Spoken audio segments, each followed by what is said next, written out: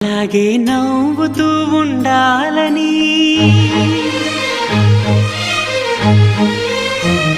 అలాగే నవ్వుతూ ఉండాలని నింగి నేల వాగు వంక చెట్టు చేమ గువగూడు ఆశీర్వదించాయి.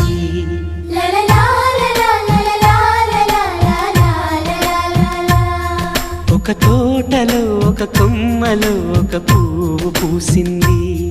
మహారాణిల మహాలక్ష్మిల ఆ పువ్వు నవ్వింది.